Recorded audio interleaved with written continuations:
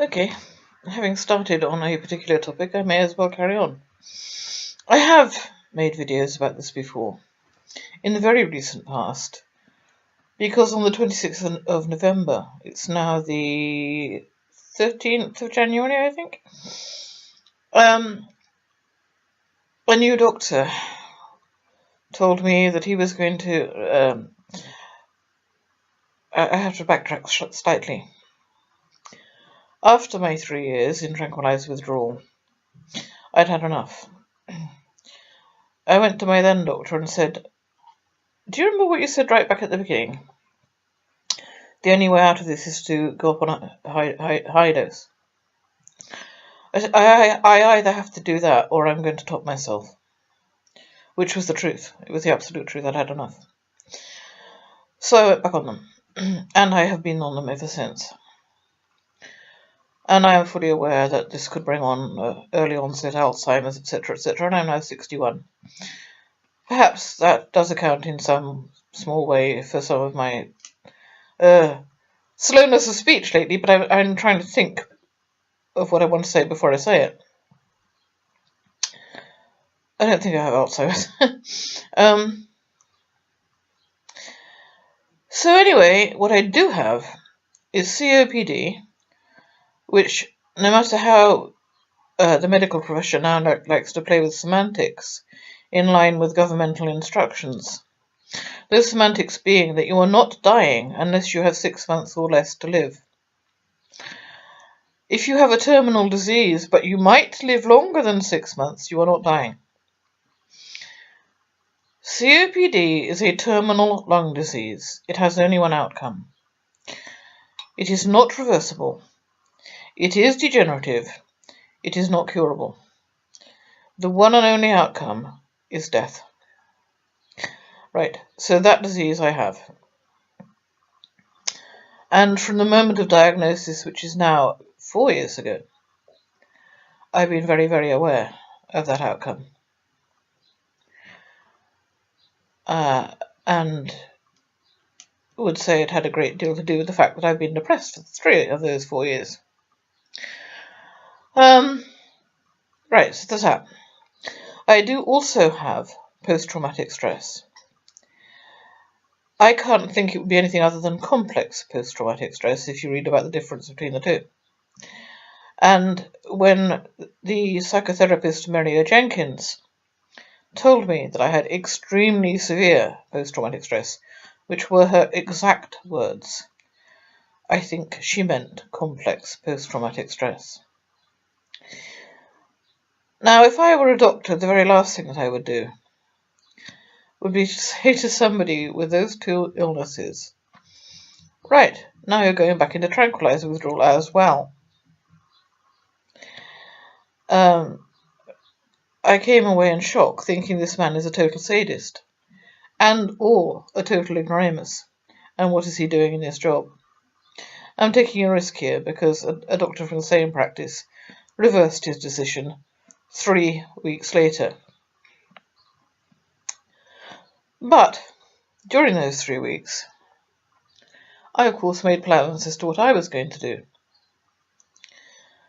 The doctor had made his decision for my life and my death and my body, and in those 3 weeks I made my own decisions, which were not at all the same as his. In fact, they were completely opposite. I was fully prepared to slit my wrists rather than go through it again, and would have done it, especially as I am, in fact, dying anyway, from a disease which is very unpleasant. Right, the purpose of this video is to talk about benzodiazepine withdrawal.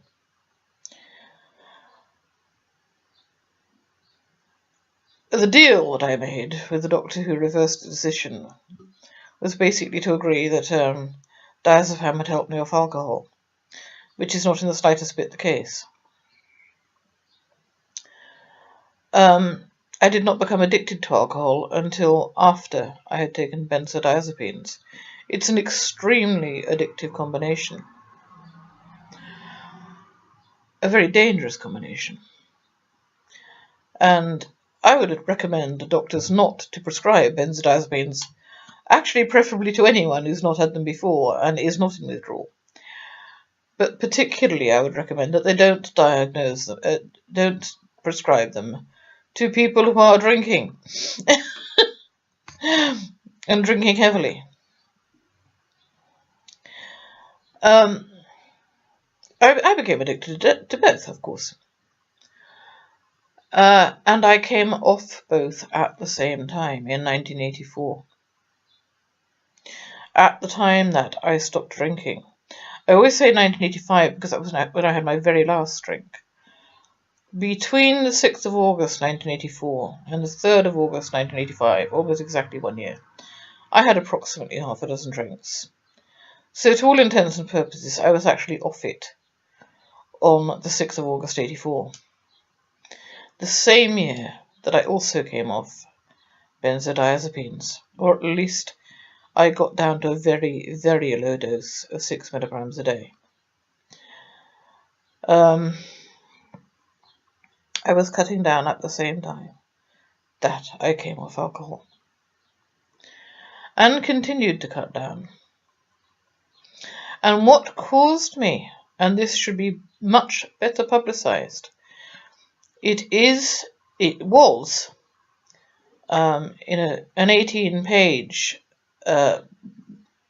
leaflet booklet called Benzodiazepine Withdrawal Syndrome. It was 18 pages at the time I printed it out.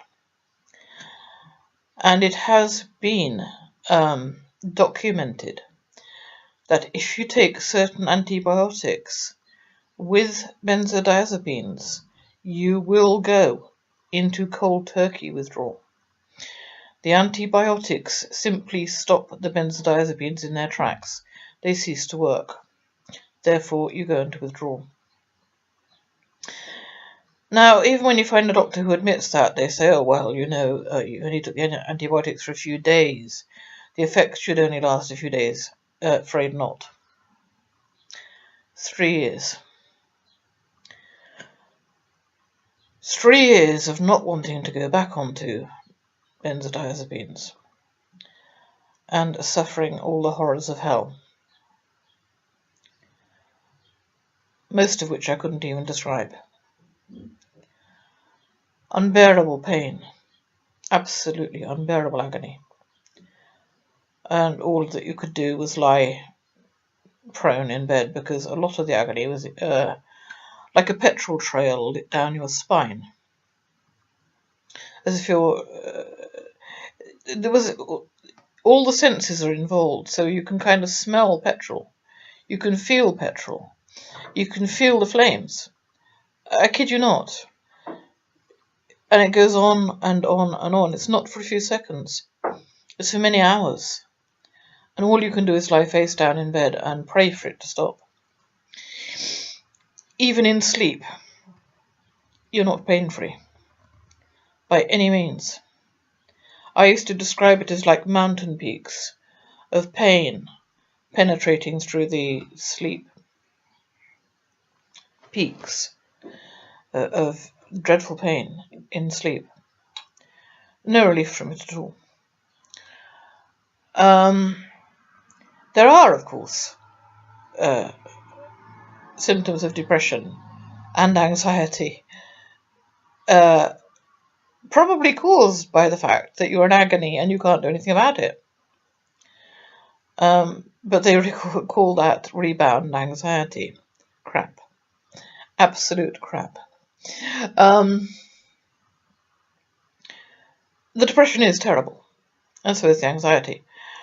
And there are days of sheer terror that go on hour after hour after hour. If you've ever been terrified, say for a few seconds or even a few minutes, try to imagine that feeling going on hour after hour after hour.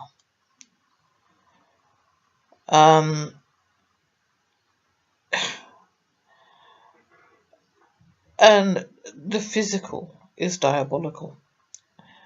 The Spanish Inquisition couldn't have come up with better.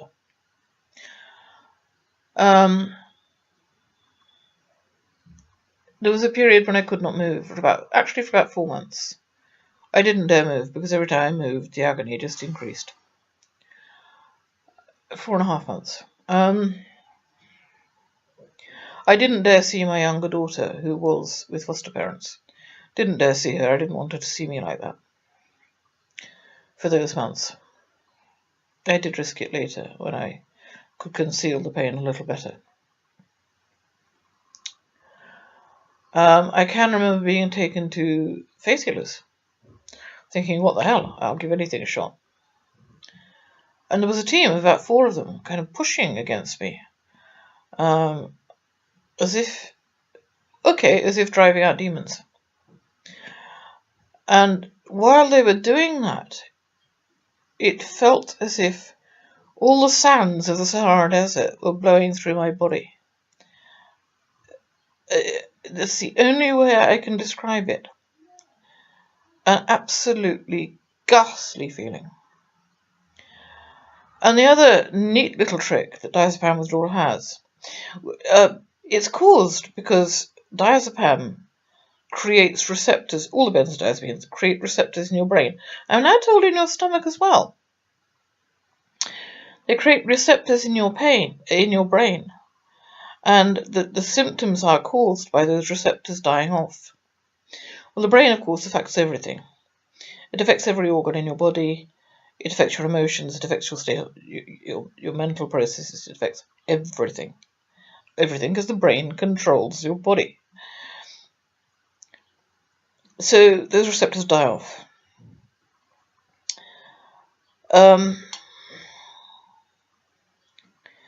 I'm just thinking of moments here and there that I can remember from a very, very long period. The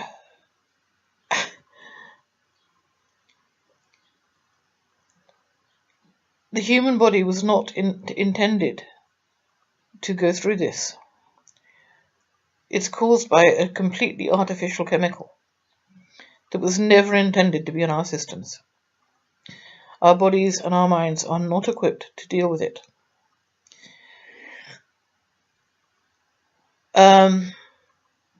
If I were a doctor, I would take the Hippocratic Oath really, really seriously. Do no harm. Right. Unless you have a patient who is in withdrawal, in which case you have to let them control their withdrawal. You have to let them control what they can stand and what they can't stand. You can't say, this is the way you're going to do it, and stuff what you feel. Because they will kill themselves. Or do something equally drastic. Eventually. First things first, you don't prescribe the fucking drug at all. Whoops, the F word. Bleep. You don't prescribe it to anyone who hasn't had it before. At all. For any reason. Take your Hippocratic Oath seriously. Do no harm.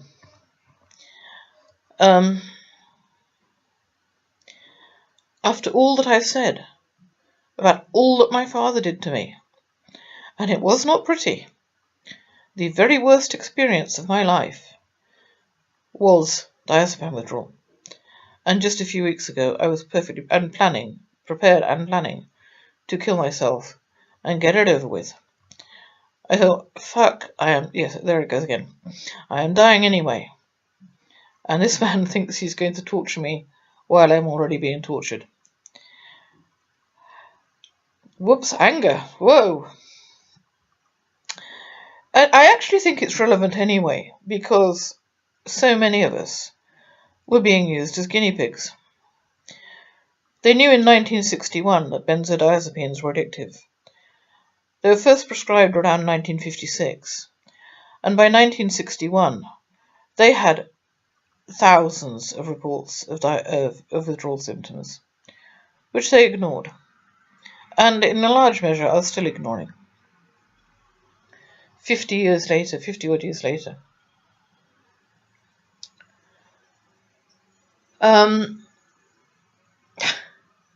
I was going to continue to try to describe what it's actually like. But I used to say at the time, I would give birth every day of the week for the rest of my life, rather than go through this. I think anyone who's given birth would understand the depths of pain. But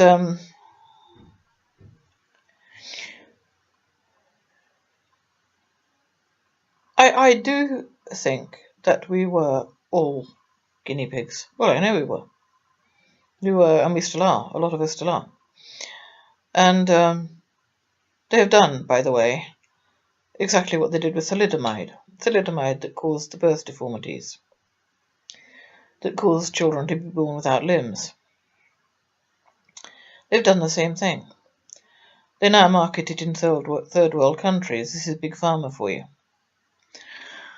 There's quite a lot there. I may upload.